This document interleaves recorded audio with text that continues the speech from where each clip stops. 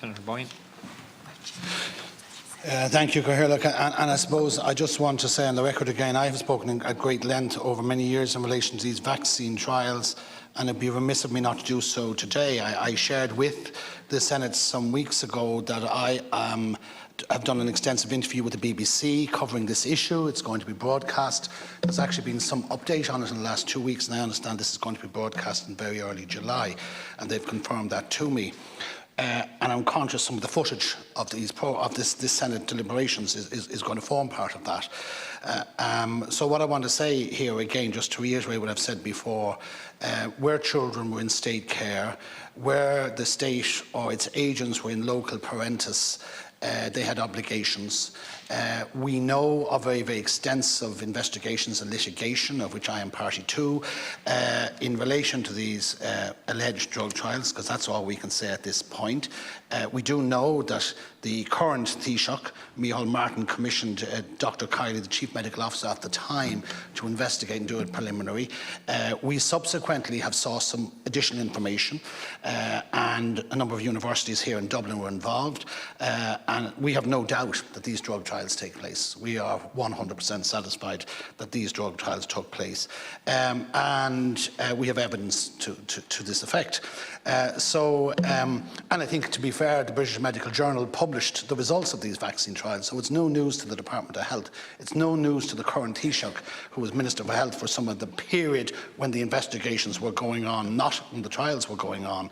So I suppose really, Minister, what I'd be saying is there has to be some mechanism where the state or its agents or institutions were aware and had on record that the vaccine trials took place on children, not necessarily because they were unwell, but because there were many of them on the same diet, in the same conditions, in the same institution, and many of them in many cases didn't go out to school either, so they'd no access to the community.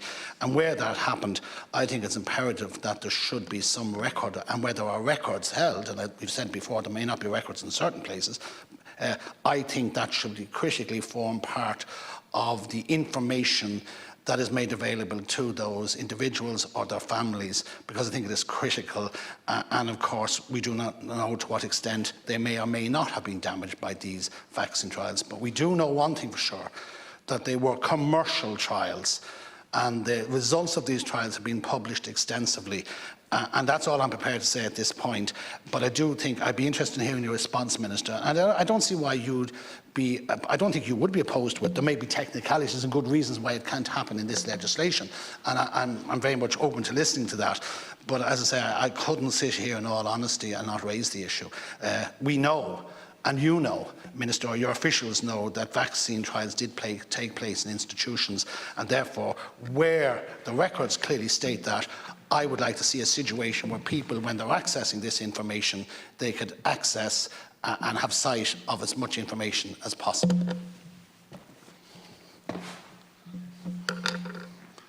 Thank you, Cathaoirleach. There is absolute agreement between myself, the government, Senator Higgins, all senators, that on the need for the full access to all information on vaccines, vaccine trials and medical trials. There's no disagreement on that. And it is for that reason that I can't accept these amendments, because I believe them to be unnecessary, because I believe the legislation that is before us already provides comprehensively for the full release of medical records to an applicant. And I note that Amendments 9 to 13 all seek to add the specific term vaccine trials into the definition of medical information.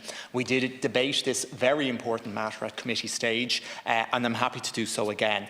Where someone was part of a vaccine trial, any information on that should and will, without doubt, be given to them under the existing draft. And this is an essential fact that people need to know, and it's a matter of great importance to the people who have been impacted by it. So I wish to put on record again that vaccine trials and vaccinations given are fully provided for under the definition of early life, and also they're comprised in the definition of medical information. Vaccinations are a person's medical history. So under two headings, early life information and medical information, these areas are captured. I note that some of the amendments 9 to 13 also seek to include the word records into the definition of medical information. And at report stage in the Dáil, I brought an amendment to the original published bill to ensure that it is the record containing medical information that will be released to a relevant person. So section 15 is the substantive section for the release of medical information, and subsection 15(2)(a) states, a relevant body, on application to it, shall, to the extent that is practicable to do so, provide the relevant person with a copy of the records that it holds that contains the medical information to which that application relates. Similarly, I can support Amendment 4, which is an amendment to the definition of early life information. The legislation already fully provides for the release of records related to a medical treatment or procedure.